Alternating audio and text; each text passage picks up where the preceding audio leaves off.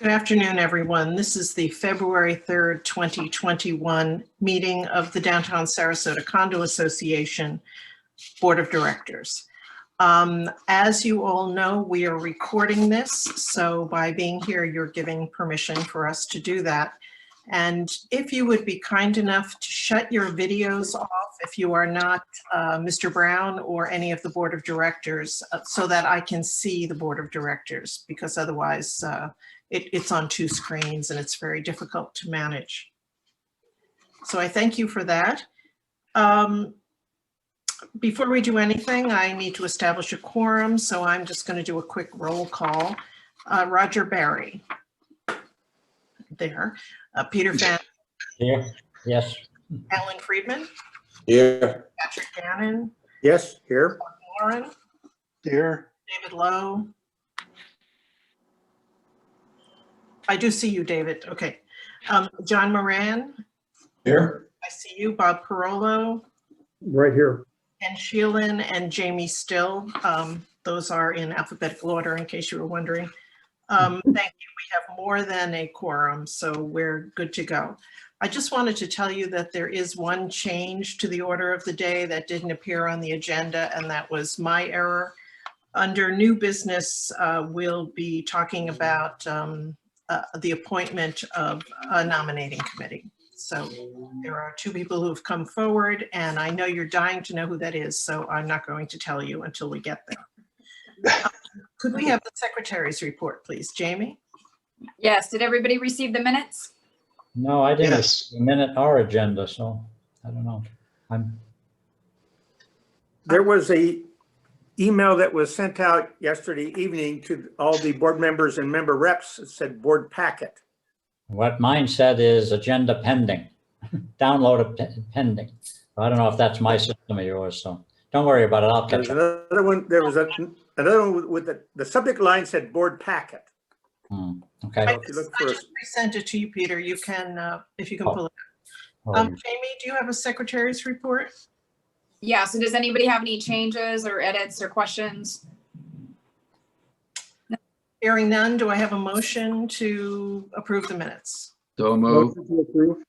Okay, thank you, Ken and Bob. Minutes are approved. Clark, the treasurer's report.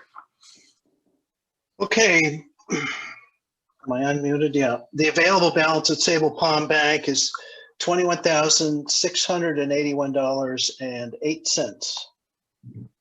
Well, That's significantly better than last month. Yes. We had a lot of members paying up.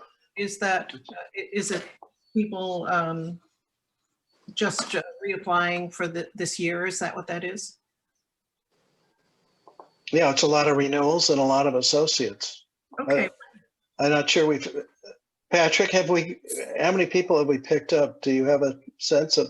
Well, I was going to give a New quick condos? update. So right now, mostly it was just high renewals. So we're currently standing with 40 condo members. 35 have renewed and paid. 3 others have stated their intent to renew or in process. And the only 2 we have not heard from and haven't been able to reach is at 711 Palm and at Sansara. And so I don't know whether the contacts we had, property managers have left or something's changed. If anyone has contacts at either one of those 2, please let me know. Well, Also with our, Sansara is not on Palm Avenue. no, 711 Palm Oh, that's the second one. All right. and Sorry. Sansara is the other one. Yes, Patrick, I'm still waiting to hear back from my contact at Sansara. So I I'll let you appreciate know. that. If anybody has anything else, let me know. Or know of who the property managers are, if any of our other associates, if they've acquired that one or not, let me know. On the associate members, we're currently at 39 associates and we have filled the 21 platinums. We had actually 3 new ones that had joined and we have a couple on the list today. I'm sorry, last month. We have 3 golds and 15 silvers and 1 residential. So the renewals have been very strong and we still have interest. In fact, there's 2 of our members are on the wait list for upgrades to platinum should any of those not renew at any point. So very good renewals leading us into the year. thank you. And it's really quite something to be able to represent 35 to 40 of the downtown condo buildings. Those are not individuals, those are buildings. So, and their board of directors and their property managers. So we're pretty proud of that. Under new business, the first order of business is to introduce someone to you that you all already know, although perhaps with a different title. Now our city manager, Marlon Brown, we're very pleased to have him here. He's a busy, busy man. So I hope you all have some questions for him, and I try to get him in right away so that he can be off because his secretary watches him like a hawk. She really wants to protect his time because she said he works too much. So welcome, Marlon. Thank you, Eileen. Thank you, all of the Dsca members. I hope everyone can hear me clearly. Yes, everyone can hear you, I believe. I'm going to, before I ask any question, Marlon, I'm going to ask the board of directors if any of them would like to weigh in first. David, how about you? You were thinking of some salient points earlier. Oh, you're muted, David. Could you? Thank you so much. Hi, Marlon.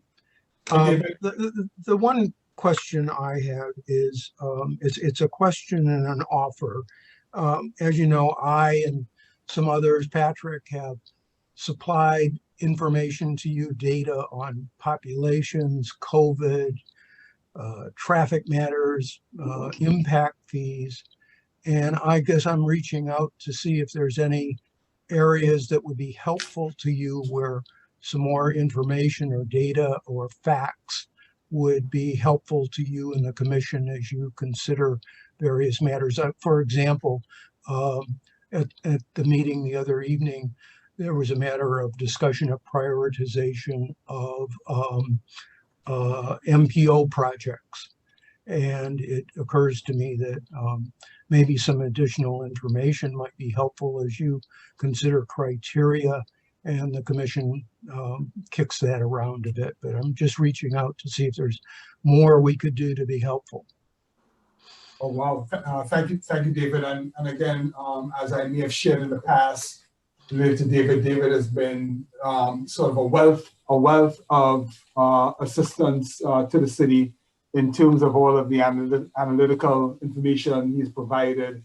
And we are forever grateful for what David does, not only with the tracking the COVID numbers, but he takes on any type of analytical task that we have.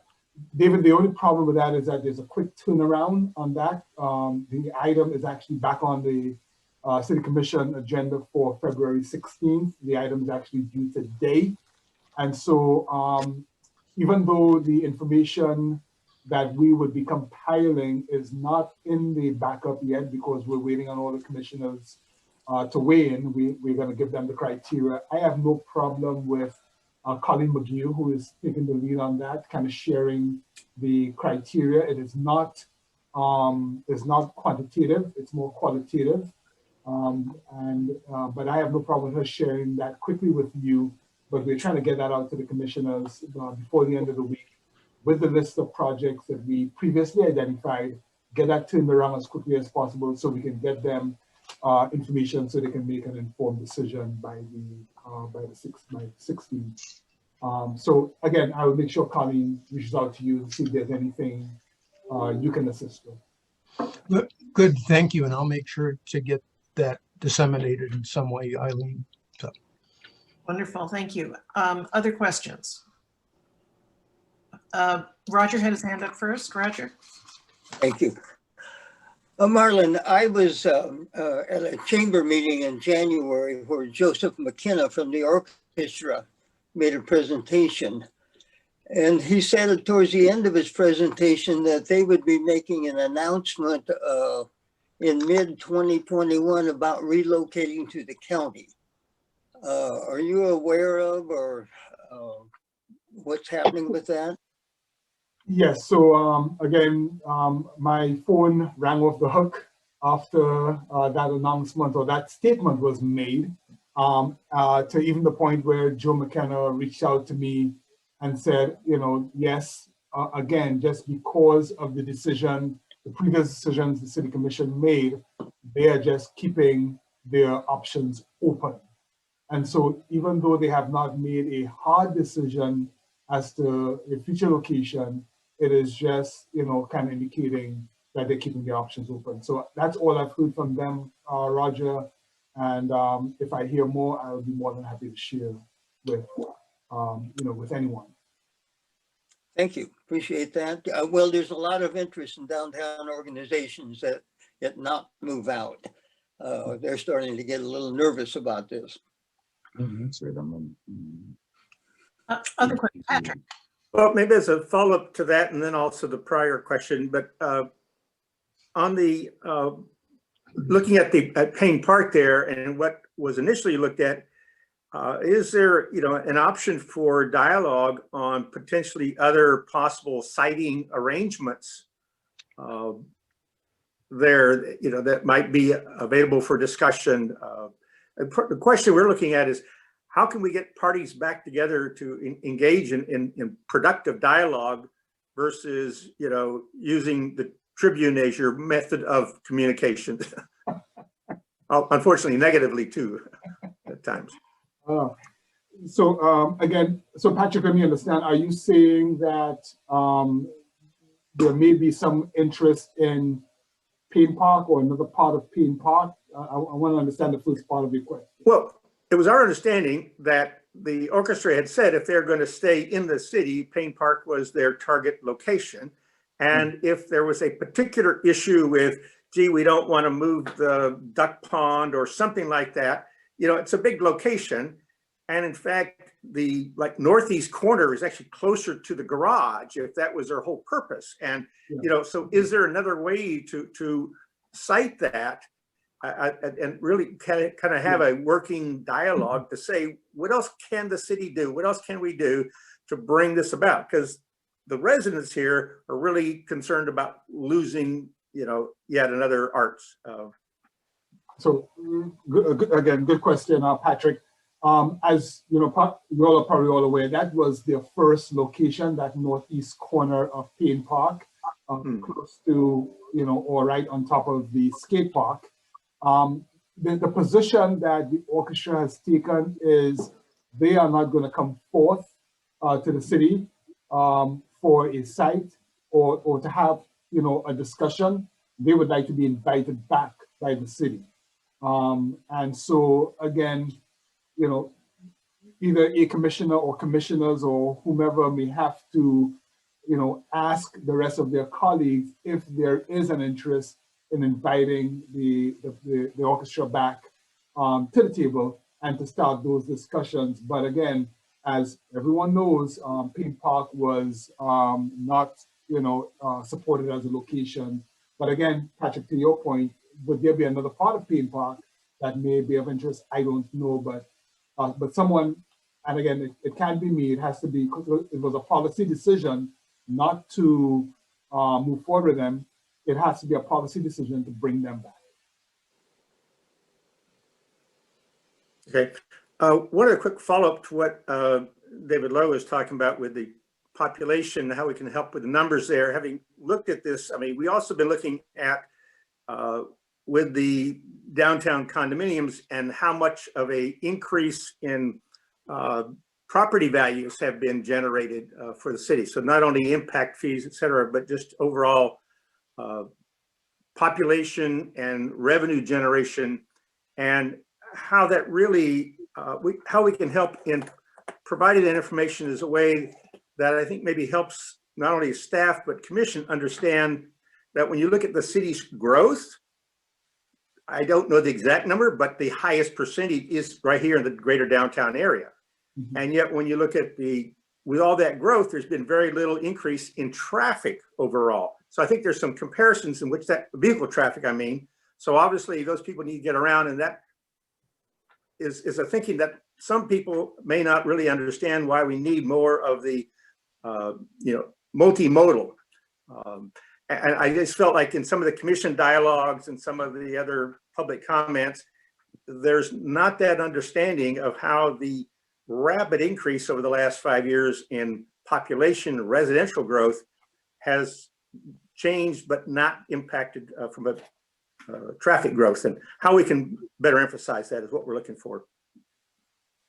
So I think forums like this is really helpful to, when you invite commissioners, to your meetings, to kind of share with them truly the impact of, the central core of the city and, the need for alternative modes of transportation. Because I'll tell you, a lot of the commissioners, when we talk about some of these multimodal type projects like trails and widening sidewalks and really making it more of a pedestrian bicycle safe environment, they also hear from the barrier islands who are trying to get from point A to point B as quickly as possible. And so, there is that balance and that debate that, every road, is a challenge for anything the city wants to do to really create what we call a complete street. And so I would say too that maybe you invite, the mayor of Lombard Key or the town manager of Lombard Key or and those individuals to your meetings to kind of share with them from your perspective how this impacts your quality of life. Because all right now they're thinking about is, how do I get from Lombard Key to 75?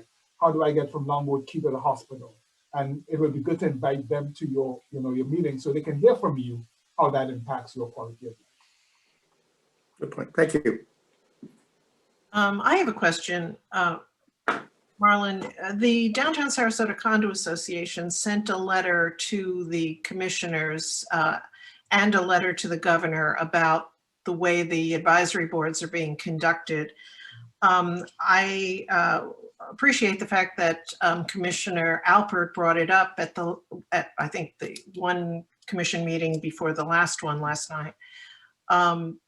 And it was to go on the agenda, I believe someone mentioned February 9th, but I don't see it on there. That's a workshop. Do you know when that is scheduled to be discussed? Because we had requested that the city commission send a letter as well. And despite opposition from the current mayor, Commissioner Alpert did push forward and insist that it go on an agenda. Okay.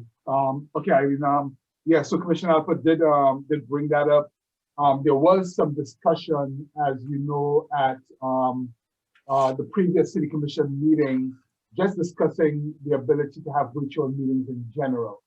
And again, it was, now, so I just want to kind of step back from the letter for a quick minute. And, Mr. Forney was very clear that the governor's executive order applied to advisory boards as well. Hence the reason, I believe, for the letter to say, hey, Governor, kind of relax your executive order to allow these to continue. Right. The February 9th meeting is a workshop, so they can't take any action. So we'll have to put it on the February 15th or 16th meeting so the commission can take action on also sending a letter to the governor. So I will make sure that that's on the agenda for, I'm getting the dates mixed up because Monday is a holiday for us. I think that's the 15th. So it's either the 16th or the 17th. One of those meetings, we have to put it on the agenda for the commission to approve moving that letter forward to the governor. Thank you. The 9th, yes, the 9th is a discussion about advisory boards, but they can't take any action. And so the letter is not on that meeting. Okay, but it wouldn't be appropriate for them to discuss, this is an issue that is different from what they're discussing regarding advisory boards? Correct, it is. Okay. It is. All right. And we really would appreciate having it on the agenda as soon as possible. Other questions? And Eileen, I will get with Commissioner Alpert, so I will put it under her name and get it on the agenda for the commission to review. Thank you very much. Appreciate that. Bob Parolo. Yeah, hi, Marilyn. This is Bob Parolo with Broadway Promenade. My question is regarding amplified music. It's an old chestnut that goes around from time to time. So I'm wondering, with the new police chief, will there be a different sort of enforcement or maybe a more aggressive enforcement of that? Right now, someone who lives between 11th and 12th on Coconut loves blasting music for hours on end whenever they're there, and it actually rattles the windows. And I'm wondering, what's the best way we can address something like this? So, good question, Bob. The city attorney's office right now is working on bringing back to the commission a discussion about the sound, what we call the sound ordinance. Because again, I don't think there is a weekend that goes by that I get an email or a call from residents that live downtown about different areas of downtown and the noise, whether it's Autovation, whether it's Melvin's, whether it's Rafferty's. I don't get a lot of complaints anymore about Madison's. And so I'll probably kind of talk about the chief as well, because we have a new chief. And so I'll probably take an opportunity to kind of share after I answer Bob's question. One of the things that we are going to have a discussion about, and I know this is not timely, I think the city attorney is looking at probably the first meeting in April to bring back a general discussion about the sound ordinance. One of our neighborhood associations, Arlington Park Neighborhood Association, with CCNA's backing, had talked about increased fines for repeat violators. And so he wants to kind of bring all of that back so we can have a discussion about, the sound ordinance in itself. It is really, if I'm a police officer, or if I'm a code enforcement officer, that sound ordinance, if you've ever read it, you'll be confused by how to apply it. And so that's in a nutshell. All outdoor amplified music is supposed to be lowered. Okay, it's not stopped, lowered below 65 decibels after 11 p.m. on weekdays and 12 p.m. on weeknights. And so some of the issues that we are encountering with some of these outdoor venues, for example, Autovation is a rooftop outdoor facility. The way the sound ordinance is written is that you're supposed to take the reading from the property line. Guess where the property line of Autovation is? It's down on the street level. The noise, when they take the actual reading, it does not register at the property line. So legally, if we were to be challenged, I understand, it is a nuisance and disturbance to residents, we'll have a hard time, saying that, we measured it across the street and it was more than 65 decibels, when the ordinance says you have to measure it from the property line. And so those are the things that we have to clean up in the ordinance. And then obviously the time as to when, that decibel level drops, should it be 10 o'clock, should it be 11 o'clock, should it be 12 o'clock? There is a battle, or a debate, not a battle, as to the vibrancy of downtown. Should it really be, should it really be 11, 12, 1 o'clock, 2 o'clock? And so we're going to have that discussion with the commission at the beginning of April. I know it doesn't give anyone the peaceful enjoyment of their residents, because this will continue, but we're going to do our best to see how we can regulate and enforce what we have on the books. Great, thank you very much. So let me talk about our new chief, if you don't mind, Eileen, can I? Please do. All right. So, obviously, since my my appointment and my interim appointment, I've made some changes, in terms of the leadership in the organization. As you all know, Deputy Chief Pat Robinson is now Deputy City Manager. He came over in early December. Again, I had no intention of changing anyone's role and anyone's responsibility. Beginning in January, everyone knows about the incident at the police department related to the chief and the statement that she made. I will tell everyone on this call, as I've told the media, the chief was counseled. The chief was never forced out. In all my meetings with the chief, I said, Chief, you can be here as long as you want. I have no intention to force you to resign. You're a very good chief. You do a good job. And this is regardless of the issues within the department itself. And I told her she can be here as long as she wanted to be here. Obviously, as you know, what happened, it got a lot of media attention, and the chief approached me and said, Marlon, I think it's time for me to hang up, my badge and my belt. And again, I repeatedly asked the chief, I said, Chief, again, I want you to make sure that you're making the right decision for you. Again, this is not about the organization. This is what's right for the chief and her family. I said, and Bob Fournier was in the room with me, and so you can ask Bob Fournier. I asked her 3 times, Chief, are you sure you want to make this decision? You can be here as long as you want to be here. And she said, Marlon, I want to leave. And so that, with that, again, I'm not going to force anyone to be in a place that they don't want to be. I want individuals to enjoy their lives, their livelihood. And with that, yes, I accepted her resignation. And so, fast forwarding to the appointment of Chief Reeser as the next chief. Again, ladies and gentlemen, I'm drinking from the reservoir. There's a lot on my plate. I have new commissioners.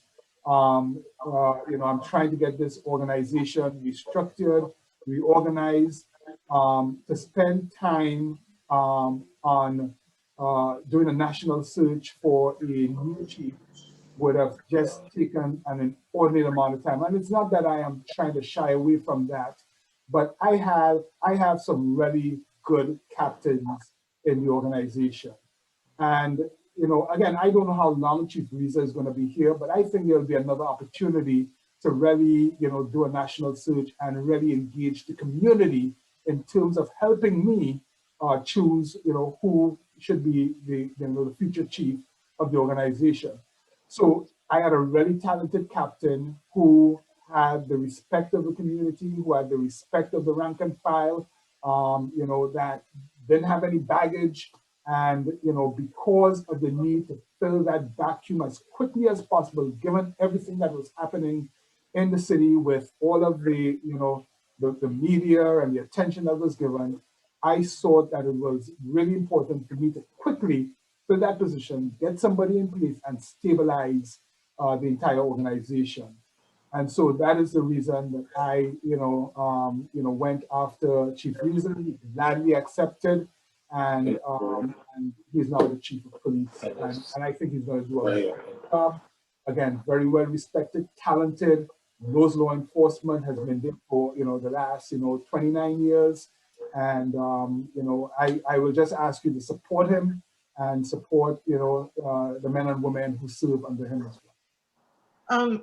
Marlon, if I could just follow that up, I'm sure you have been, you're aware of the discussion that's going around town quite vehemently that the ouster of the chief was orchestrated. Orchestrated in part by the Herald Tribune, by the PBA, by Martin Hyde, by any number of people who have been just trying to bring her down for years and years and years, despite her record, by the way. How would you address that? I mean, I would say, again, at the end of the day, the decision is mine. And if indeed that influenced me, then I would have said, I asked for the chief's resignation or I terminated the chief. And so those of you who may have her personal cell number, call her and see, and you can ask her the conversations that we've had. I am not swayed by the media. I'm not swayed by those who are not part of my city organization and those who don't see day to day what these men and women do in terms of serving this organization. I am not influenced by that. I'm influenced by the quality of your work ethic, your integrity, your respect for those that you serve, meaning those of you who are out on this Zoom call, and that you keep a high standard of dignity and the way you carry yourself professionally, so on and so forth. As I said, the chief did a great job while she was here. I shared with her many times that I wanted her to be part of my team I was not, pushing her out. And so I know there'll be rumors out there. People are going to come to all kinds of conclusions. People will say, whatever they want to say. But at the end of the day, that's my decision. That's why I was appointed city manager. And the decision was really the chief's. Thank you for addressing that. Other questions for Peter? Mr. City Manager, thank you very much for appearing with us and giving us clear answers to our questions. I'm going to give you a softball question. We got a severe budget problem coming up, and we're entering into budget season. How do you see us handling this shortfall and still maintaining the quality of life that we've come to expect in Sarasota? All right. So, Peter, I don't think that was a softball. So right now, I would tell you, ladies and gentlemen, that we are not experiencing any budget shortfalls. Our revenues right now are ahead of our expenditures. I have, again, really amazing staff in our finance department that, that on a daily basis are watching the numbers. Obviously, I understand that our revenues, at the end of the day, may not necessarily come in as we expect, in terms of next year, because that's what we're talking about next year's budget. We have to look at property taxes and all of our sales taxes, etc. They may not come in where we were. One of the things that we did during COVID was that we made some tough decisions in terms of cutting staff. We offloaded a number of part-time employees. We did not fill positions that full-time employees actually left, and we froze all of those positions. Even with this current budget, we directed all of the departments not to ask for any new staff, and so there were no new staff added to this year's budget that we are in, and so that is the type of decision making that we make, the kind of criterion that we look at when we start making budget decisions. One of the things that I shared with the City Commission is that they're going to be part of this process upfront and not at the end. Now, they have been involved in it, during the process, and at the end of the budget process, when we come to the public hearings, there are still arguments about what should be funded, what should not be funded. Whether we are spending too much money. I want to have all of those issues discussed upfront, during, and at the end. And so there are no surprises that someone, if Peter Fanning was one of the elected officials, say, I did not know or I did not agree. Let's have a conversation throughout. So we just developed the budget calendar. The commissioners have not yet seen it. I just sat down with the finance director and went over the budget calendar, adding in there updates, regular updates with the commission as to what we're hearing from departments, what we're seeing, how the revenues are performing, so that they are in the know. They are in the know throughout. So there are no surprises at the end. And so don't know yet, Peter, what the shortfalls will be. When we get the property appraisals, valuations, we will know how those are performing. The state, great information that we get quarterly from the state as to how the revenue sharing is going in terms of our sales taxes, our gas taxes, so on and so forth. So we regularly watch those things, and they help us forecast what to expect in the future year. And yes, we may have to make some tough decisions, but we'll see as we proceed through the budget season. Thank you. Other questions? I will, if the board of directors doesn't have any other questions, I'll quickly open it up to those who are in the virtual audience, but we only have a few minutes. Are there any questions? Yes, Ted Wilson, I can see you, so I can call on you, please. And I just would like to say, if you have a question, please put your video on so that I can see you or otherwise indicate. Ted? Marlon, good to see you. The two city commission workshops on the 8th and 9th of this month, can you give us any insights into Should we expect any new plans for Bobby Jones? And what, if any, advisory boards do you think are kind of going to be discussed in detail? Thank you. Thank you, Ted, and great to see you as well, Ted. The two workshops coming up on Monday and Tuesday. On Monday would be a discussion about Bobby Jones. As you all know, at our workshops, commissioners can't take any action. And so this is an opportunity to get the commission all up to speed as to where we were, how we started all of this, especially the commissioners, where we came from, the decisions that the commissioners made between then and now, and to share with them where we are today. I would tell you that Mr. Mandel, Richard Mandel, has completed the design of the 27 holes, 18 regulation and 9 adjustable. So, you know, there's been some questions about, you know, stopping, you know, his work. He's done. And that is money already spent. The next step is to share with the commission that, you know, taking his plans, you know, getting some specifications done with the plans and putting those out to bid. And so we'll be sharing that with the commission, the status of where we are with the clubhouse, and you know, what we're doing there in terms of the design of the clubhouse, and where that stands today. We'll also be discussing with them our discussions with the Conservation Foundation of Sarasota County in terms of where we are with the easement, the conservation easement, and those discussions that we are having with them. So it's to provide them an update on the design, where we are, the next steps, and all our discussions with all our partners, including SwiftMud. We have a grant that we've applied to SwiftMud for. We are number 19 on the high priority list, and 19 is not bad in the SwiftMud world.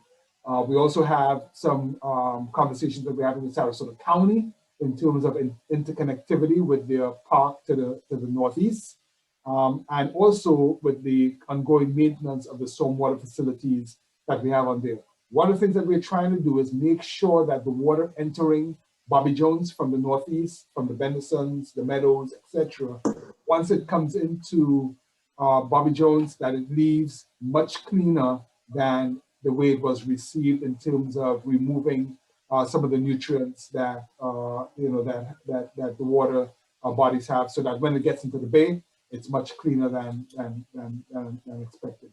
On Tuesday, we're talking about the CRA, the Newtown CRA plan, and the update to that plan.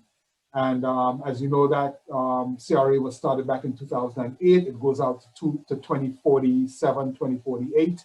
And so every 10 years, it's really good to kind of polish off that plan, get it you know, renewed, re-energized, and kind of refocus how to spend those CRA dollars. That's the community redevelopment area. And then the last item is the advisory boards. And what we expected is that, you know, every advisory board that we have, we're going to have the mayor's, this is the mayor's item. He's going to talk about sort of why he has this on the agenda, you know, sort of his vision for advisory boards. But staff will be there to talk about the advisory boards, the importance of those boards, if they're statutorily required or required by ordinance, the staffing that we provide to those boards, including any type of budgetary you know, information, and if there are any vacancies and how those vacancies could be filled, and so on and so forth. Is there an opportunity to combine boards, or is there any opportunity to do away with any boards? And so that is the gist of Monday and Tuesday. Thank you. Irv Ross. Yes, Mr. City Manager, I'm on the board of directors of Bay Plaza Condominium.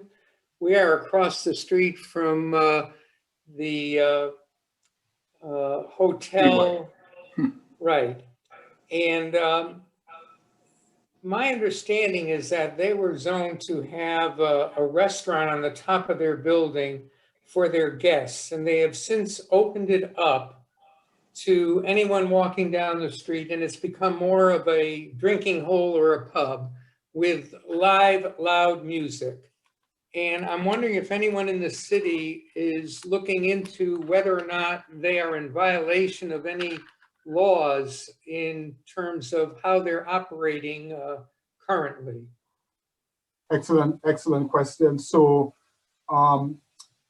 that is a question that we have put forward to, before we take any action, put forward to the management of Art Ovation. We've sent them a letter, certified letter, basically asking them to define what they are, because you're right. Are they an accessory restaurant to the downstairs restaurant, or are they a bar?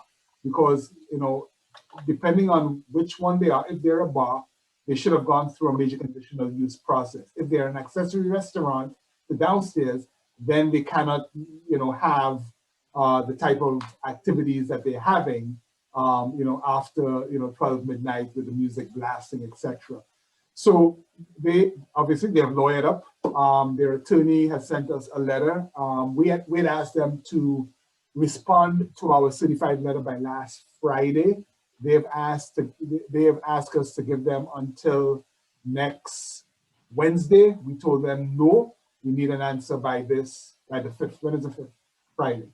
So they have, if depending on what we hear from them by Friday, we are ready to take action against them in terms of the noise situation. Mr. Ross, I don't know if you were here when you heard my response earlier, but there is an issue related to how we measure the sound and where we measure it from. Yeah, I was.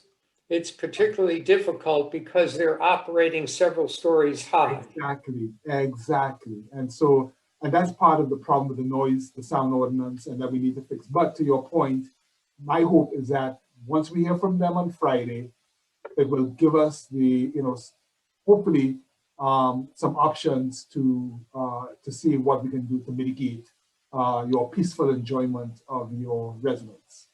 Thank you. Marlon, just as an aside, I did some research as one of the groups I was a part of about Art Ovation, and I often wonder why the city doesn't report them to the Marriott Corporation, because there's a franchise agreement between this particular hotel and the Marriott Corporation, which could be being violated if they are not maintaining the rules of the city that they're located in. But I just throw that out there as an attorney who just loves litigation. Are there other questions? Jim Lample, are you muted, Jim? No. Okay, go ahead. Would everyone else mute themselves except for the board and Marlon, please? Go ahead, Jim. I want to get Marlon's attention. He's making notes. Hi, Marlon. Hi, Jim. How are you doing, sir? Good. My big issue in this context is the speeding and deliberate noise on the Bayfront Speedway. As you know, Chief DePino was going to be more aggressive in enforcing the noise and speed limits, and even mentioned that there were approximately 30 speed laser guns that were going to be dispersed among her department. So, you know, there's a petition going around. I don't know whether you've been presented with it yet, but it was north of 200 signatures, I believe. And this has been an ongoing problem. Now, Chief DePino was making an attempt to do some enforcement. However, it was very haphazard. We saw it on a Friday night, heavy enforcement, and then a little bit on a Saturday. This is 3-4 weeks ago, and then almost nothing since. I want to know where new Chief Robinson is whether he's up to speed on this, and whether there's going to be consistent enforcement, because we who live on the Bayfront all know when the speeders, we can identify them. It's the same culprits every time. I can tell you the color of the car, and it's on a regular schedule. The worst is starting at 3 o'clock on Friday afternoons, where there's no enforcement at all. Thank you. Okay. So Jim, you know, Chief Reza is the new chief, not Robinson. No, Reza. Okay. Yeah, Reza. So the first thing that the Deputy City Manager Robinson did when Chief Reza was appointed on Friday, okay, which is this past Friday, was alert him to that issue on the bayfront and at the bridge. And so he is fully aware of it. We do have the 30 laser guns that were deployed to all officers and they're, during their shift, so that when there is downtime, they are actually doing enforcement. And so, again, I don't know their schedule. I know that they are all aware of those high visibility areas where we have some issues. And it is my hope, if it's not happening, I will get, as soon as this call is finished, I will get with Chief Reza to find out, why it is not happening. But again, he was only here, he only started on Friday. Today is Wednesday. If it starts on Thursday, rest assured, we will have traffic enforcement. Right, but as a follow-up, Marlon, this is an ongoing thing, and the new chief is up to speed because he's been here for so long. So none of this is news to him. Right. And I would encourage you to have a patrol car to sit at the bottom of Main Street on Friday afternoon. Thank you. At the bottom of Main Street, okay. Yes, because that's where the revving of the engines and the exhaust backfire starts there. Okay, so Jim, just from a legal perspective, because somebody is revving their engines, and I will get you the case law on that, we can't, ticket someone for doing that, especially if they, because again, let me get you the case law on that. That is a difficult issue to enforce unless they, if you're saying that they're just standing there over 10, 15 minutes doing that, that's an issue. If they're stopped at a light and they're revving and then, they leave, that is going to be difficult to enforce. Okay, just so you know, I've measured it at over 90 decibels. That's okay. all. Yeah, I'll get you the legal, issue on that. That's hard. That's very difficult to enforce. Thank you. I'll take one more question. Anybody else? I'm looking at both sides. There are two full. Elka, would you like to ask a question? I would. These Dsca meetings are very interesting, and we were just wondering who is allowed to view the recordings. Do you ever let individual condo buildings borrow the videos, or is it just for records? I believe anybody can see the videos, but why don't we'll talk about this a bit later. I'll look into that, unless Patrick can answer that now. Actually, let's talk about it later. We'd like people to view them actually, and we would appreciate your disseminating the work that we do. So thank you. Well, thank you very much, Mr. Brown. Your secretary should be happy, although I did keep you a little bit longer than I promised to. But we do appreciate it, and we do hope that you'll come back. I definitely thank you, Eileen. Thank you, DSA membership. And again, I always enjoy meeting with constituents of this community. So anytime you need me to come back, I'll make myself available. We certainly appreciate that, and best of luck in your new job. Thank you. Thank you so much. At this point, we are under new business, approving new associate members. I think I'll call on Jamie for that. Is it you or Kristen? Either one. Yeah, I think we have a couple new members. One of them would be Quick Response Fire Protection, LLC, and Ask an Adjuster, both coming in as gold members. All right. I believe this requires a motion, Patrick? You're muted, but I think that was a motion. Yes, motion to approve 2 new gold associates. Thank you. And I'll second that. thank you from Alan. All in favor, raise your hands if you would. Anyone opposed? Thank you. That passes. The item that I said was a change to the order of the day, the creation of a nominating committee. I have 2 stellar people who have volunteered to be on the nominating committee, Roger Barry and Patrick Gannon, and I've asked Roger if he would chair it. And they will let all of you know if they need company. But I do appreciate that the two of you did step forward with that. So best of luck. That's all I can say. Good luck, and I know you'll do a fabulous job. Okay, we're on to old business now. The first thing is the status of the Dsca letter that went to the governor and the city commission. We've already talked about that with Mr. Brown. It'll be on the city commission agenda, just so you know, on the 16th, we hope. Just so you know, the Coalition of City Neighborhoods Association has written a similar letter, and that will be voted on Saturday at their February meeting. And also, there was a mention of the Downtown Sarasota Condo Association in an article in the Observer, which David Conway wrote about the advisory board difficulties. I'm going to call on next Bob Parolo for the status of the survey that we are working on. Thank you. You've all received a copy of the very first draft from Colleen. And right now, all we're looking for is anyone who has any additional items they think should be included in the survey. I did get an email from Patrick today regarding adding electric vehicle charging stations, what associations are doing. Ted Wilson, who also is on the committee with me, and I will be meeting on Monday, and we're going to review all the questions.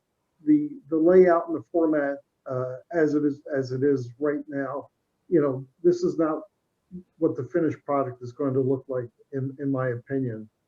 And I think ultimately I like to see it all condensed down into some sort of spreadsheet, whether it's Excel or Word, so that someone who has a specific interest in condo fees, management companies, whatever, can go to one column and just look down that column and see what the other 35, 40 members are doing. So that's where we are. You know, honestly, I just saw this today for the first time. Sheila sent it to me last week. Unfortunately, I'm going between Yahoo and Gmail, and frankly, it just got lost in there. But I like the first draft that she's come up with, and I believe that the finished product, which will probably take 2 or 3 or 4 meetings,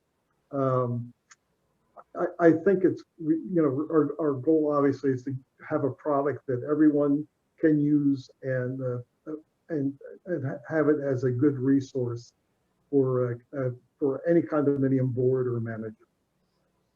Any questions for Bob? Alan? Bob, perhaps I misunderstood what you said. Has that draft been sent to board members, or is it still in a committee? Right now it's committee. The board members have a copy. Could I probably joined the party too late as a board member. Could you forward me a copy of that? I absolutely will. Thank you. Again, Bob, and please everybody take a few minutes to look at it. And you know, this is costing some money, but it really can pay tremendous dividends. Bob, when did that go out? This morning. Oh, okay. Okay, I don't recall seeing it either. So if you'd send it out again, Bob, that would be true. I will. Is there any other action you need the board to do? No, Ted and I will be reviewing it, as I said, and then Ted and I will meet with Sheila once we decide, you know, what sort of questions, maybe do a little tweaking of the format. And by the next meeting, you know, we will have a much more completed idea of the direction of how the survey is going to be completed, and maybe get a rough idea of what the finished product will look like and what sort of support documents we're going to have and the best way for people to access them. Terrific. Thank you for all that work. Any other questions for Bob? Then save your questions for Patrick and Clark, who are under old business going to review the 2021 budget. Patrick, are you leading this or Clark? I'll lead this discussion. Let me share the screen here. This was in the board packet that was sent out yesterday. Let's see if people can see this. Hopefully it'll come up here. So this is pretty much the budget that was, we discussed this back in December when I had it marked as a draft budget. None of the, I didn't change anything on the expense side. Mostly what I was doing was simply adjusting from the revenue side because we were a little unsure how much to predict in terms of numbers of different associates. And I had one version of the draft that had a lesser number there and where we were gonna have to make some adjustments in the expense side. But given the strong renewal, I adjusted those numbers and it balanced out on the expense side. So I think we're good to go here. Obviously, if we get through the years and things change, then, you know, we'll certainly come back to the board and make adjustments before anything there. So anyway, I think I probably lost that on the display. So if there's any questions, if not, I would put that forward as a motion to approve that as the 2021 budget. Do I have a second on that? Ken, okay, and discussion, anyone? All right, well, all in favor, raise your hand if you would. Peter, are you voting or are you voting no? Yep. I haven't, yes, I'm voting yes. Okay, so it's unanimous. Thank you, Patrick and Clark. Okay. Now, John Moran with the city update. Just like to add to the subject of the letter to the governor. We had a DID board meeting on Tuesday. The combination of in-person attendance with those attending by phone was just awful. Those who are listening on the phone could not hear the people that were sitting, in this case was held at the commission chamber. Some of the board members in the commission chamber couldn't hear adjacent people in the chamber speaking because they have these plexiglass partitions between each seat, even though that the remarks are broadcast and supposedly you'll be able to hear it in the chamber. So I expressed my disappointment in the quality of that meeting, and I even made the statement that reminds me of a statement Peter Fanning made years ago about the sound system that exists then in the commission chamber. If you can't hear the speakers, it doesn't qualify as a public meeting. So I made that point, and the director of the Economic Development Department of the city is going to escalate the condition that we now conduct advisory board meetings from in-person in combination with phone, that is no Zoom, to the hybrid in-person Zoom that they have for just two boards, the city commission and the planning board. So she's going to seek to escalate that. That's the term that they use in the city. The issue is that it is claimed that there's a substantial increase in staff expense to set up the hybrid Zoom meetings in the commission chamber, the safest meeting chamber in the city as compared to, for instance, the SRQ Media Studio. So whether we get to first base with that, at least we have a department head that's escalating the hybrid Zoom being available to advisory boards as well as the planning board, the city commission. I'm glad to hear that personally, because since I'm on the executive board of CCNA as well, and they are discussing it, and I understand the Parks and Rec board is having the same issues, and there are those who are appearing at these because they feel they have to, even though they have underlying conditions that make it unhealthy. I think it's unconscionable for people who volunteer their time to be put in that position. So that's very valuable information, John. Thank you. So given that I'm isolating, and I just learned that my number for being vaccinated is 36,085. So I have to wait for 36,084 vaccinations before I'm going to get called to get mine. So I figured that's going to be a year. Oh gosh, I hope not. I certainly hope not. Well, anything else happening in the city that you want to report on? Well, maybe I'll just add, just patting the DID board in the back a little bit. Notwithstanding the pandemic, where contractors' staffs are sometimes short-staffed, the DID is still doing enhanced landscape maintenance for all the in-ground plant beds on Main Street from Gulfstream to Goodrich, and on Palm Avenue from McGanch to Coconut. We're still maintaining the tree lights on 326 trees in the DID. And we're still able to maintain the flower baskets on the light poles, which are looking colorful these days because this is the season for geraniums. And those are 234 flower baskets that we have our contractor doing a good job. So those three areas I just like to cite as we're still on the job, notwithstanding the staffing challenges that our contractors are experiencing. Thank you. Are there any questions for John? Anyone not on the board have a question regarding the Downtown Improvement District?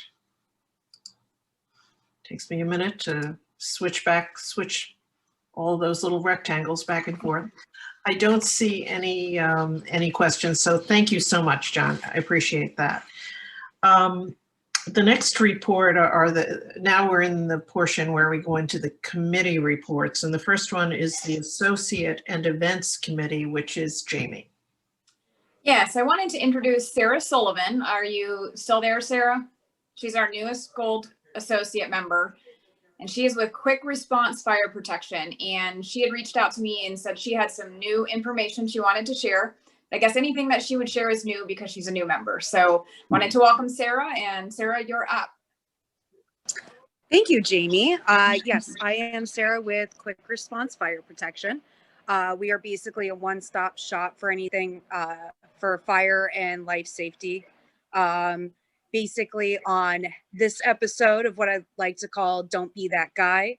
I recently had a property manager call me in a panic. They took over a property, not knowing that their fire alarm and fire sprinkler inspections were past due. Of course, an inspector came out and was not very happy, gave them 48 hours to complete these tests. Luckily enough, we were able to get some things rearranged so we can get out there tomorrow and get her back into compliance. Don't be that guy who is not keeping track of when your fire protection system inspections are due. These systems are the first line of defense against fires, and therefore the loss of life and protection, the loss of life and property. And ultimately, we just want to keep the big bad fire inspectors happy. So if you're not sure when you're due or what your requirements are, feel free to give me a call and I'd be happy to help. Thank you. Thanks, Sarah. Is Alex here with Associate Gulf Coast? She wanted to share some upcoming events. Yes, I am here. Hi, Alex. Hey there. Well, hello, everybody. Thanks for having me. I am Alex Turner with Associate Gulf Coast. And today I just want to announce our new virtual training series that we are starting. It's titled 11. Alex, we're having some trouble understanding you. Your audio is difficult. Can you raise it up just a bit? Is that any better? Yes. Okay, great. I'll get a little bit closer. All this. So we're featuring a new virtual 11-part series, and it's called 11 at 11, and it's a board member success series, and we'll be featuring a new expert guest each month to bring education into the living room of board members. Okay, well, you're fading out again. Okay. So we're focusing on topical legal matters, board member pitfalls, reserve studies, hurricane preparedness, dysfunctional boards, budget planning, and that's all going to be in the first 6 months. So we kick it off February 23rd with a board member certification course. We talked a little bit about this last month. So I'm going to get all that information up on the Dsca website. And remember that in a condominium, you're required to be certified, or your alternative is to sign your life away saying that you've read all of 718 and understand it, and you've read all your documents and understand those. So those are your options. We'd love to get you into the class to kind of go through that. And then our future courses are featuring some of our Dsca Platinum members. So we hope that you will join, and we'll put all the information on the website. Stick with us for 11 months and you will be a condo genius. Disclaimer, you may not be a genius. The results will definitely vary. So we're looking forward to having you join us. Thank you, Alex. Patrick, do you have a copy of the flyer that you can share with everybody for the upcoming March webinar? It's the only other thing I had on my list of things.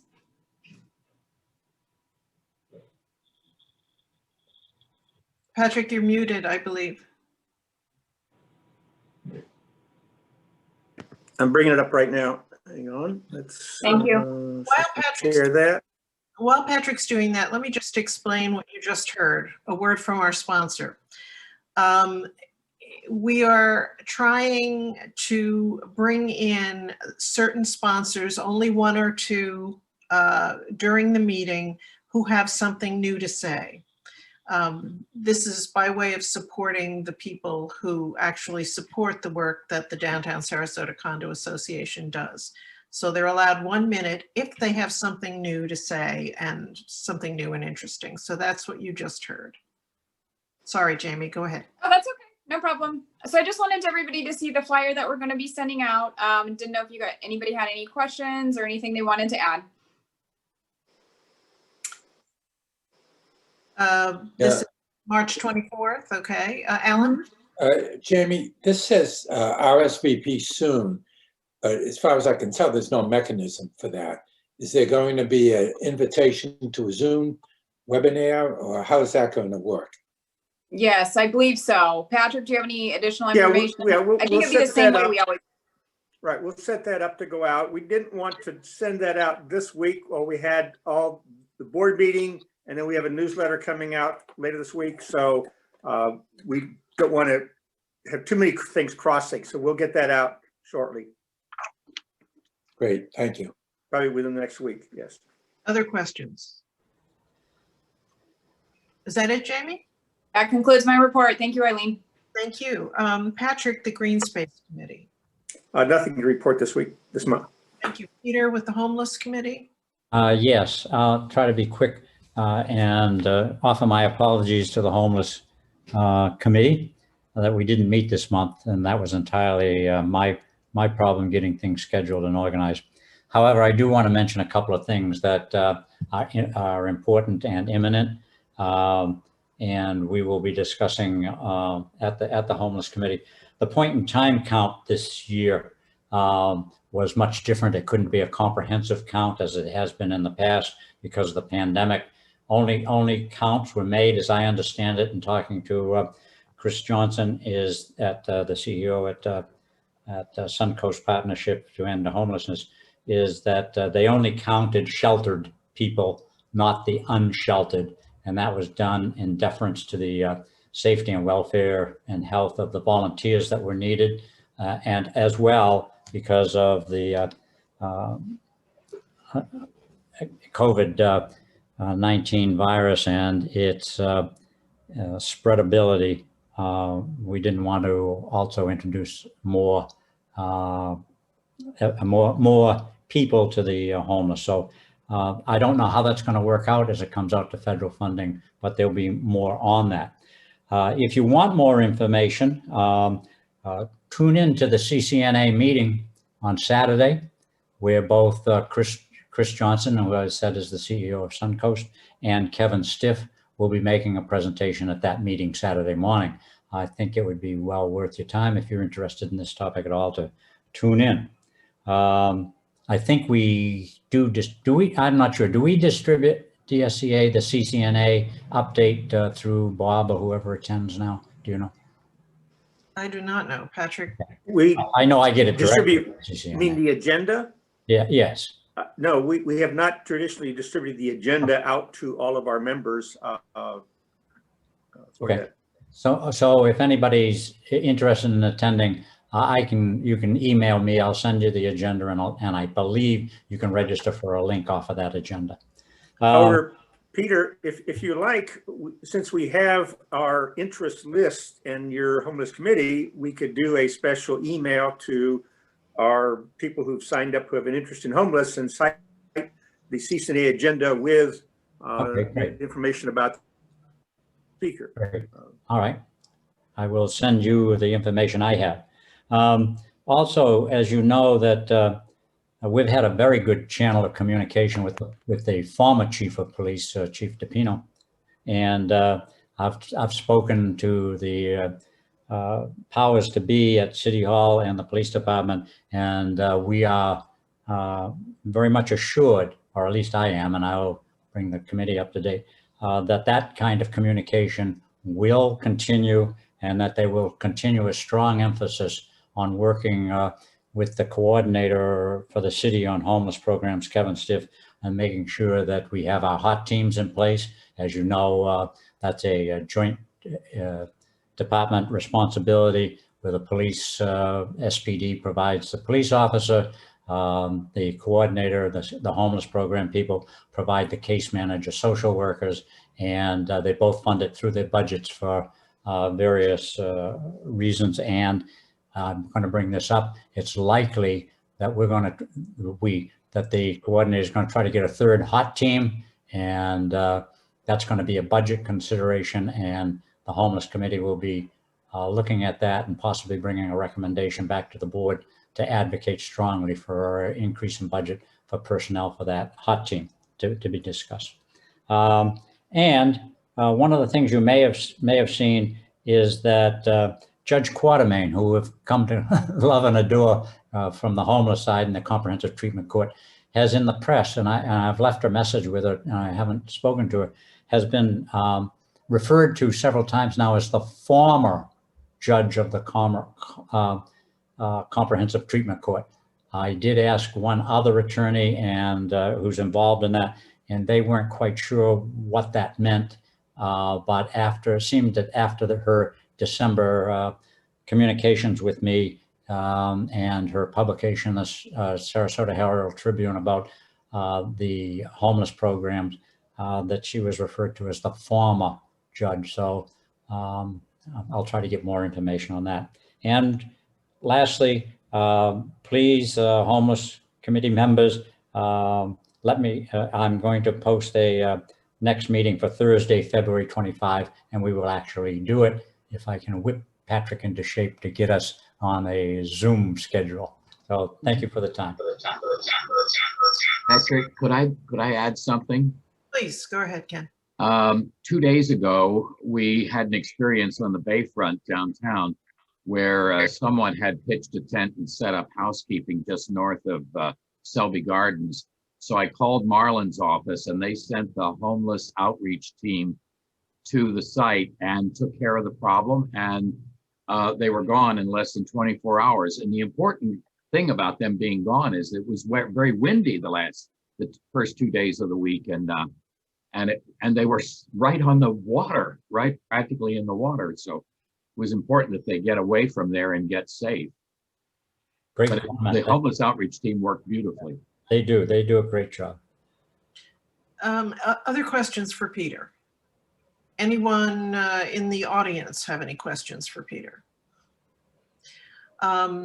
Incidentally, if you hit the chat symbol at the bottom of your screen, you'll notice that Charlie Nagelschmidt just put up the information for the Saturday CCNA meeting. And I'm just thinking, Peter, it might even be a great idea for CCNA and Dsca to cross-pollinate a little bit.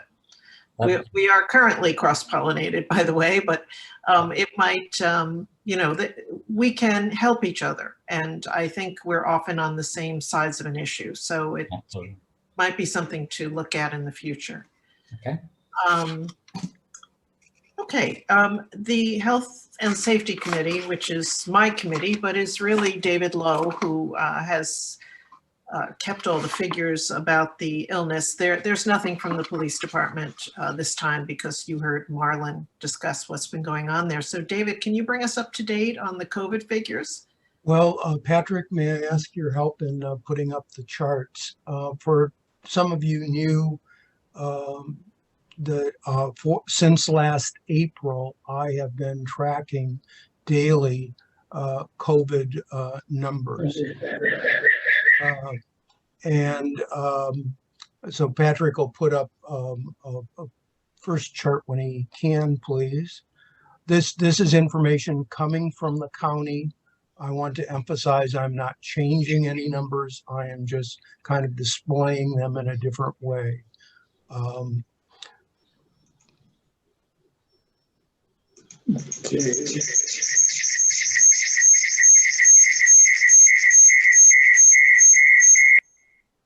Sort of like being in a science fiction movie. You will see when Patrick, when we get I'm up here. I have to get large enough to see.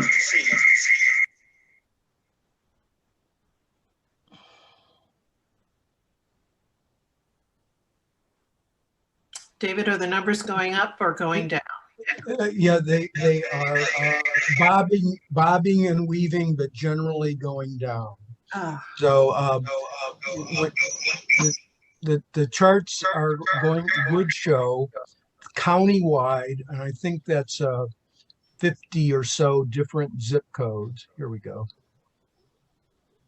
Okay, so this chart is showing countywide every other week since last April. And you can see the trends there having plateaued at a high level over the summer, dipping, and then as we got into September and October, increasing. The top line is countywide numbers, and the bottom line is what I call city zips, and that is 4 zip codes which encompass the entire boundaries of the city of Sarasota. So Patrick, the next one, please. This chart is just countywide over the past 14 days, countywide, including the city zips. So you can see the trending down. The next slide is just the 4 city zips. 34236 is the only pure city zip. The other ones kind of cross over into the county, but is as close as I can get. So you can see again, somewhat trending down. And the final slide is the trends by zip code. And so if one wants to get further in the weeds, you can look at the 4 zip codes I mentioned. And again, they are tending to been pretty flat for the last 4 or 5 days, but the general trend over 14 days is trending down. There was a divergence, if you will, between zip code 342234 and 237, which are northern Sarasota and eastern Sarasota. They tended to run at a higher level than 34236, which is greater downtown, and 34239, which is southern Sarasota. And of course, the hypothesis is in those 2 zips I mentioned first, you probably have more larger families and more people with real jobs that are, as opposed to some of the other zips that may be more retirees, for example. But punchline is it shows some positive trends, and let's just see what happens as time goes on. Thank you for that. I think it may be the first time you've brought us some good news. So it's pretty nice to see that. Does anyone have a question for David? Thank you, David. I appreciate that. Roger and the Transportation Committee. Okay, thank you. Last month, we adopted a resolution in support of the Ringling Bicycle Trail connecting the Legacy Trail with downtown. And on Monday evening, that came before the City Commission and was approved unanimously by the City Commission. An event I haven't had happen myself in some time. I'm very pleased to be on the right side of something for a change. And so that's been taken care of. I have nothing particular. Well, the other support has been receiving, Al and I have both been receiving inquiries about electric vehicle charging stations at condos. They both, I got a call from a board member there who they're redoing their parking lot and they want to know what's going on. And I know Alan's, Alanary, I'm going to ask him to comment on what they're doing. And of course, the idea, Bob, of including that as a question on the questionnaire, I think is really critical. And we'd kind of like to work with you on what might be contained in that question. And so, Alan, would you comment as Transportation Committee? Sure. Let me just mention here at the LNRE, we are beyond the exploration stage. We're really in the funding stage. The board voted to approve funding just a week ago. Peter Lynn, who is our Condo's representative to Dsca, happens to be the one who's heading up that effort. But in a nutshell, without getting into the details of too much about how much and how it will all work, it looks like a viable way to install stations that would be paid for out of an initial fee to a user, and then somewhere in the order of magnitude of $3 an hour for the use of it, which would include the cost of electricity. But there will be more about that to come. As Roger said, we want to form a subcommittee to explore really two aspects. One is, what are condos, what have they done? What might they do? And what planning stage might they be in? I think the survey is going to answer a lot of those questions. The other, and then of course, obviously to provide whatever help and support we can to that. The other aspect of that, though, is the question of whether the city ought to be, and if so, how they should be in the business of providing stations. Now, there are some already in at least 1 or 2 garages.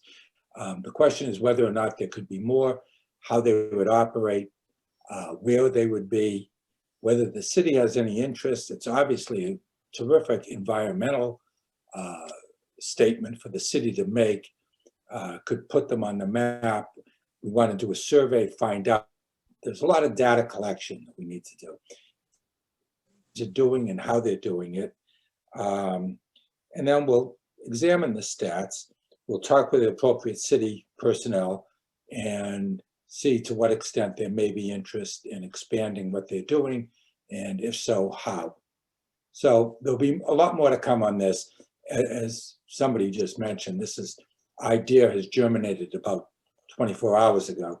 So I really don't have anything to report more than that's in very broad strokes what our thoughts are. Thank you. Any questions? Patrick? Sure, I'll move here. Yeah, just as a quick follow-up to that. I'm getting... All right, just as a quick follow-up, we have some videos on our YouTube channel for EV charging in multi-user environments, and at next month's board meeting, we will have a gentleman talking about from a company called Park Aid. that helps condos allocate spaces. They don't do the EV charging, but they have an app for space allocation management that can help there. And I've also reached out to a gentleman that does consulting in this area for EV charging stations to answer any questions possibly. So we can have that at the next meeting. And also, Alan, as far as a subcommittee, I think that's great. There is a lot of information on that. In fact, when we get into it, we can have Mark Lyons talk about what the city's plans are. The EV stations that were put in by the city were put in there back after the 2009 federal government funding through the Department of Energy.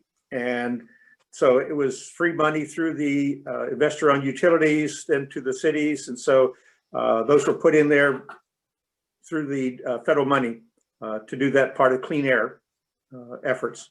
So there may still be some more stations. I know when they renewed their agreement with FPL, their 10-year agreement, there were some additional stations to be installed, and there was some dialogue as to whether anything is going to go in like at the Bay Park or some other locations around town.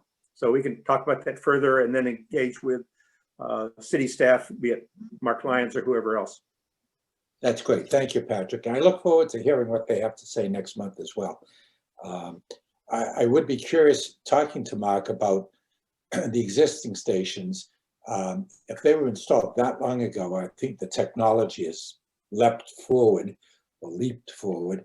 And I don't know if they've kept up with the new technology. Right. The only original ones are at the Marina Jacks. There's a dual station there. The ones in the garages downtown were all new, and they were installed as charge points with no cost to the, with the understanding that at some point in the future, the city could start charging per minute or per hour for the use of the charging. Right now, it's free because of that arrangement through the original act, and the city does want to continue to promote clean air, and so that's the other trade-off. The actual cost of electricity, I know at our condo it's 8 cents a kilowatt hour, so it's pretty cheap fuel. Peter, thank you. Question, Peter. Yeah, just a couple of comments. I don't know if people remember, but it would be, as you're looking at this, the condominium statute at 718.116 was amended in July of 2018 and added a new section, Section 8, all about the responsibilities and authorities of condominiums with regard to electric charging stations. It's interesting, and we'll give you some guidance and we'll confuse you at the same time, I'm sure, as it did me. Peter, could you just cite yeah, that's the condominium statute. It's the Florida statute 718.116, Section 8. Thank you. Okay, and the second thing I want to mention as new car manufacturer, and I'm thinking of the new electrical vehicle that's coming out, Lucid. They have proposed, and I know Tesla has also proposed, expanding significantly the availability of stations in communities and along highways. And I don't know how you would find out if there's some opportunity to get some information from them or engage them in some way to support putting stations in communities like Sarasota or even associations. But you might want to contact those folks in some way. Thank you. Thank you. Any further questions or comments? Roger, are you finished? No, the only thing I can add to this is I asked our local manager of the condo how, if I buy an electric car, how I can charge it, and he suggested I drop a cord out of my window. Yes. I'll reserve a parking space at the Palm Street garage. It's not working for you, Roger. I'm sorry, Bob Parolo is waving frantically. The only comment I can make is that that statute 718 means that anyone who wants to put a personal charging station at their spot is going to be completely responsible for any cost associated with it, unless, of course, the association would like to pick up some of it. But that also includes engineering. So it's the owner of an electric vehicle would need to have a engineering survey done that the panel and the association is adequate to charge. The logistics of getting the station to wherever that parking space is, any insurance costs that would may be added to the association's liabilities for having those stations wherever they are. And of course, they have to be compliant to code. But boards, I don't believe, because of this statute, can refuse any owner who's willing to do all that and spend all that money from putting a charging station in their deeded parking space. Bob, I believe also that that statute addresses if the association wants to do the same. Exactly. Yes. Yeah. Doesn't have to just be an individual owner who does it. Exactly. I thought I said that, but yeah, thank you. I'm going to stick with the drop cord. Elka, do you have a question? You're muted. You're muted.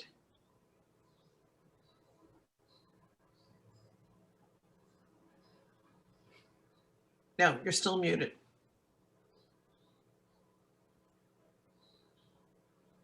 Okay. There. Okay. Bay Plaza has 4 charging stations. When Dimitri Lignos, and some of you might remember Dimitri, he was the president of Bay Plaza. He began our charging stations, and it's worked very well. We can get you some details if you are interested. Terrific. Okay, good. Thank you. Make sure that your property manager fills out the survey when it comes your way.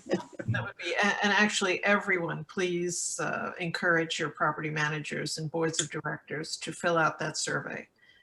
Okay. It'll be a help for everyone. Anything else, Roger, or any other questions? Okay, thank you.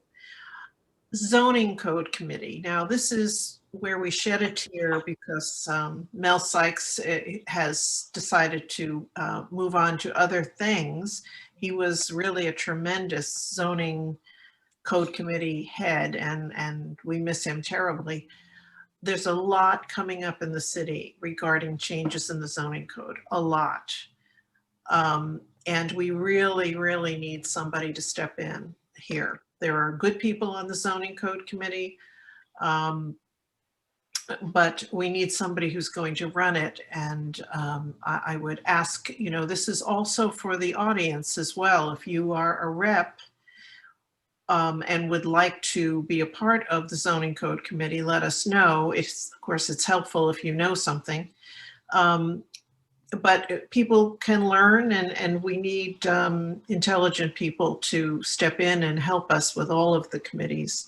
And the zoning code right now is coming up in front of the city commission in the next, I'm not sure, in the next year.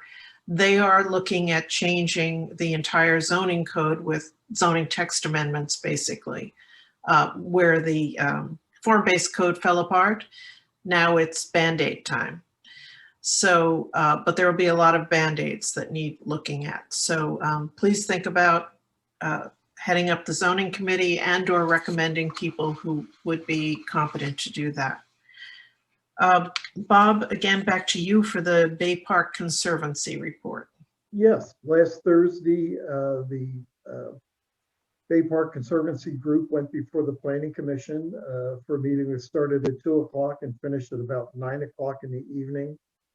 I'm happy to say that the planning board with a 4-to-1 vote passed the plan, which would include a Sunset Pier or a boardwalk that'll go out over the bay. It's a circular design, and it's going up before the city commission at one of their March meetings. I don't have that date. The other thing I'd like to say is that here at Broadway, with Charlie Nagelschmidt, we are putting together a survey monkey of all of our owners, 186 of them, to get their opinion on the project, you know, what their thoughts are, how they anticipate utilizing it. Are they overwhelmingly in favor? Do they think it's just a waste of money? You know, that sort of thing. But I think there's an overwhelming consensus. There are concerns, but The plan as presented seems reasonable. I think the implementation of the plan is, when that goes before committees, is going to be interesting.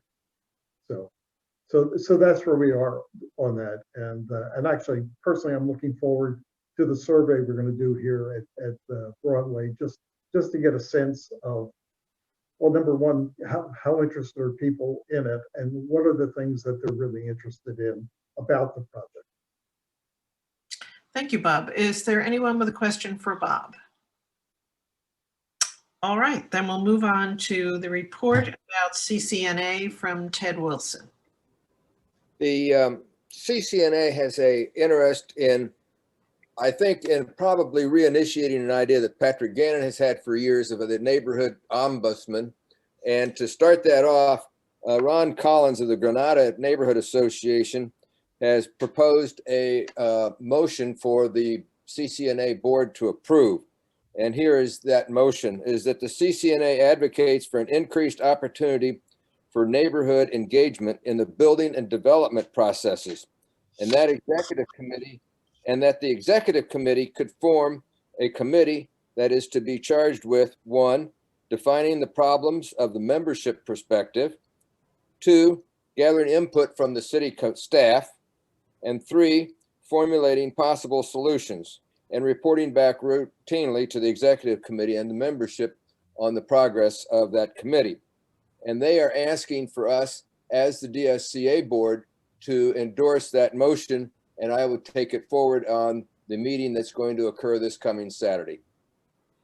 Just by way of clarity, this motion is only to set up a committee to study where this, whether or not CCNA should take a position here. So it's fairly simple. Anyone like to make a motion to approve this as a group? Also move the motion. Thank I'll you. second. Thank you, David. Well, I want to say all in favor, raise your hands, but now I can't see your hands. Here, I'll take it down. Hang on. I just want to be sure everybody had a chance to see it. This is something that Dsca has been talking about for some time. And it's very interesting that CCNA is now really wanting to study it. Peter?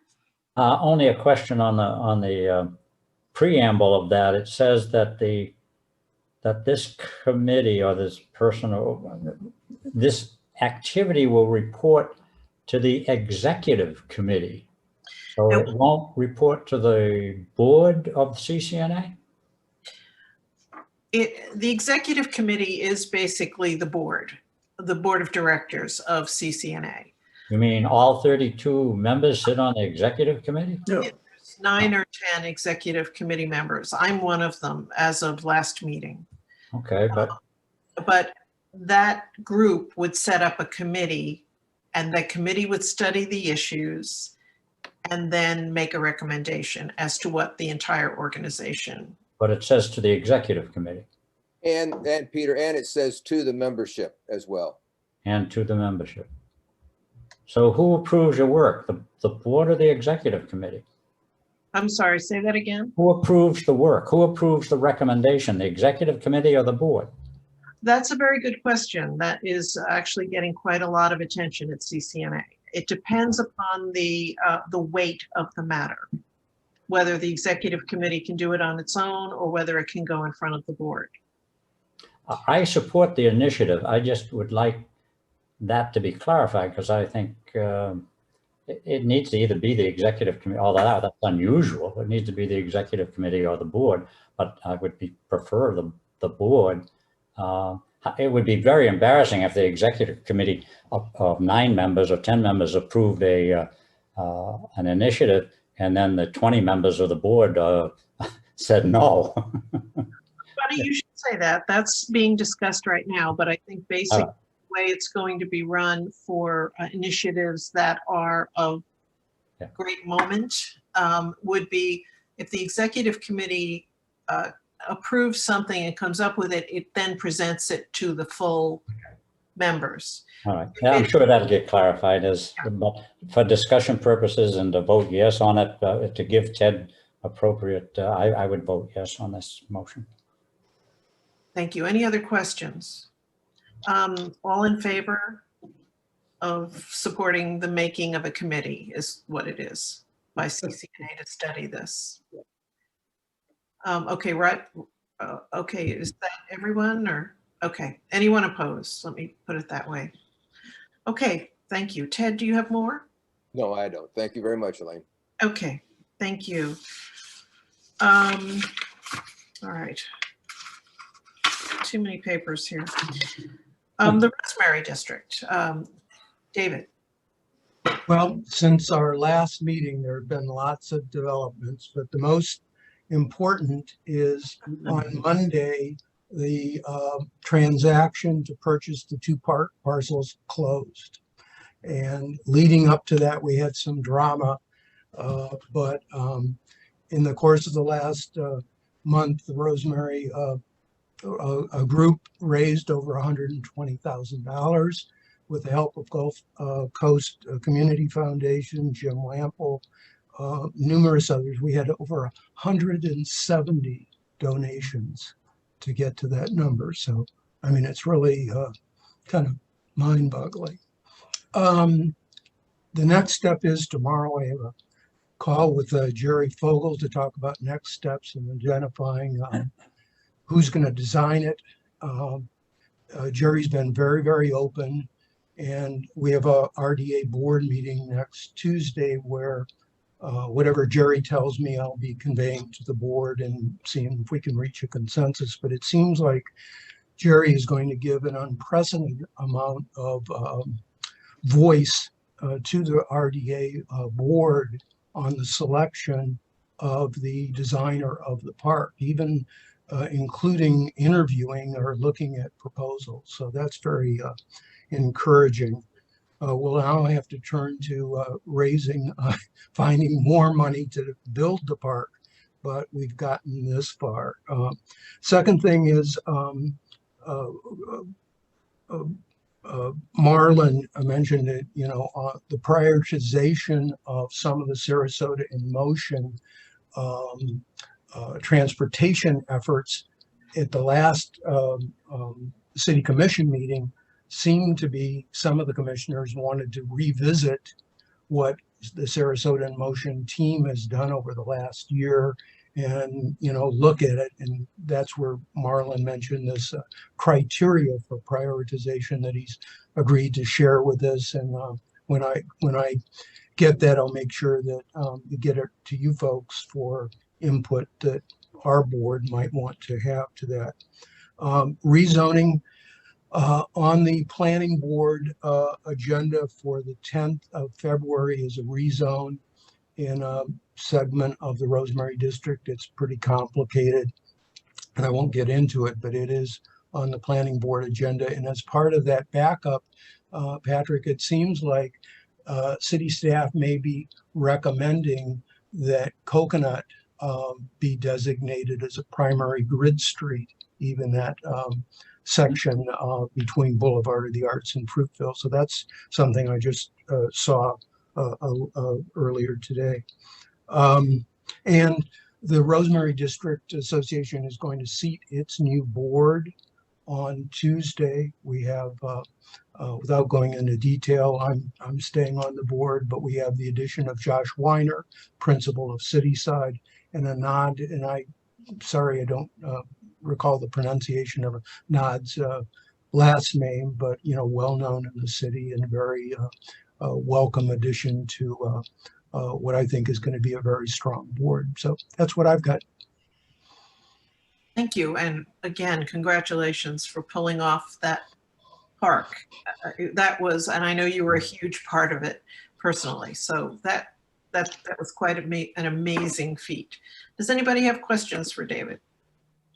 Anyone in the audience? All right. Thank you very much. I think we'll turn to Kristen now, or is it Kristen? Kristen for the associate highlights. There you are. Hi everyone. Thank you everyone for sticking around to learn about the Platinum Associate members. We are so happy to support the efforts of the DSCA. As you can hear, things are going on, so always something interesting to find out. I believe we still have quite a few of our Platinum members with us, so if you wouldn't mind hanging around and listening to their services for a moment, I will welcome Lori Schrader from Angius and Terry.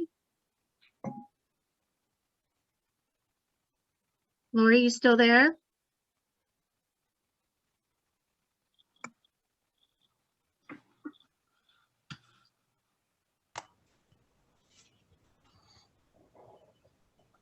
We'll move on to the next one and maybe we'll catch up. Okay, Reva Jackson, I believe you're still here. She's an associate gold member with Cadence Bank.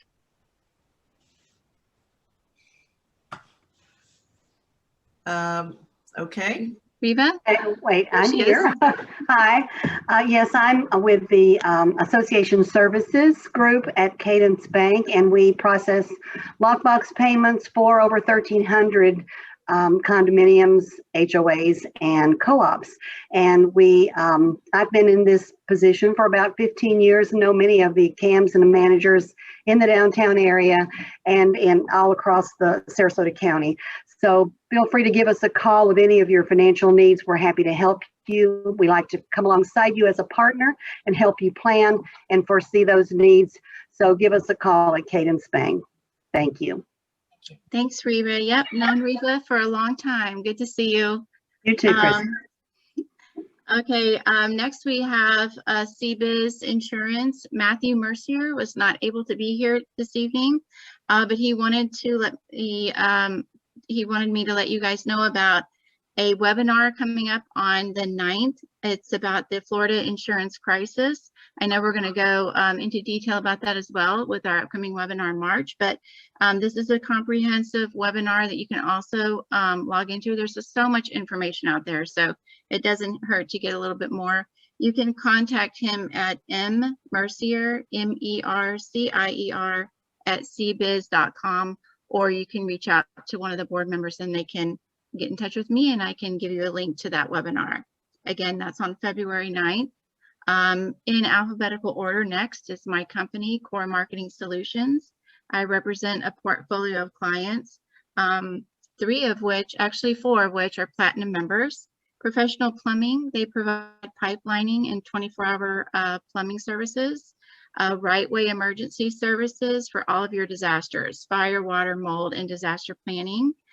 Forge Engineering, they can handle all of your structural building envelope issues and can respond to you within 24 to 48 hours. I mean, how many engineers do you know will do that? So why am I doing all the talking? Michael York is actually here from Forge Engineering. So let's hear a few words from Michael. You're muted. Unmute yourself.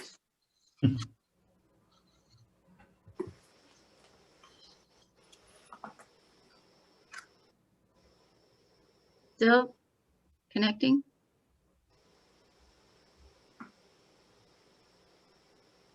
You there? Oh, no. No audio?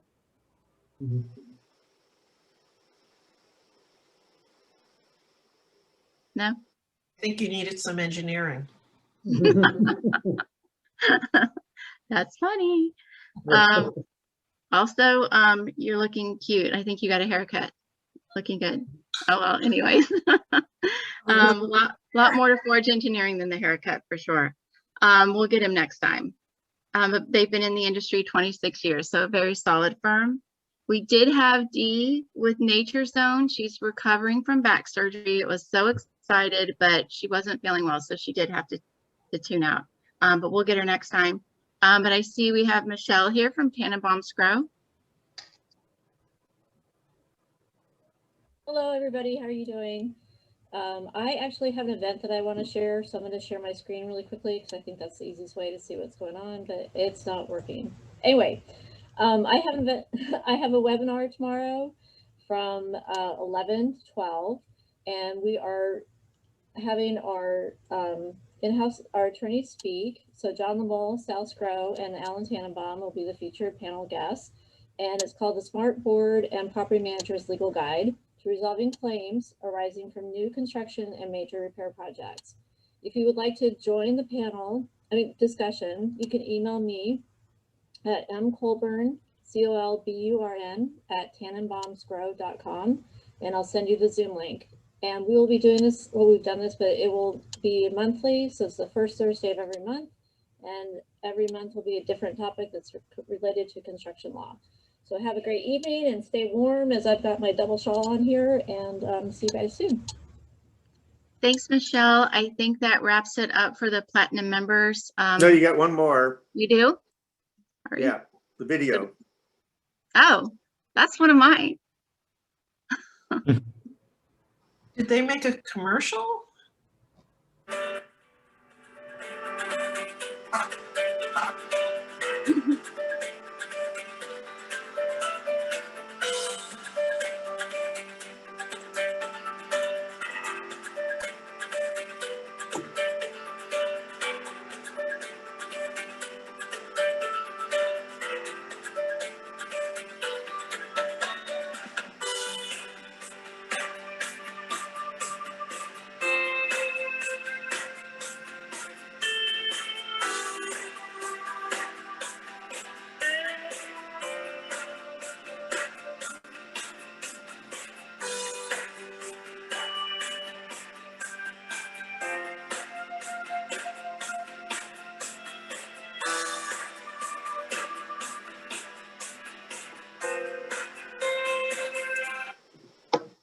That's good.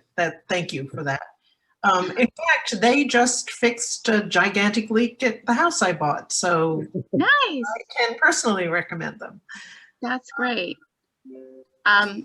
Just one other quick announcement, and thanks for playing that, Patrick. I do have an event coming up at the Sarasota Yacht Club. It is on document amendments, as we heard from our mayor earlier. Lots of social issues going on in our world today, so you want to make sure your association documents do not discriminate. And we are going to have some attorneys on our panel talk about that. On the 24th, you can register at communityassociationnetworkgroup.com. And that's it. Thank you, Kristen, as always. Are there any comments that anyone in the audience would like to make? As long as they're nice. Anyone on the board of directors, anything further? Well, I think that we are about to be adjourned. Our next meeting, oh, I'm sorry, John. John, you're muted. Did you send a copy of the governor's letter to Marlon Brown? Yes. Okay, good. Yes, it went to Marlon. Because the escalation to the hybrid Zoom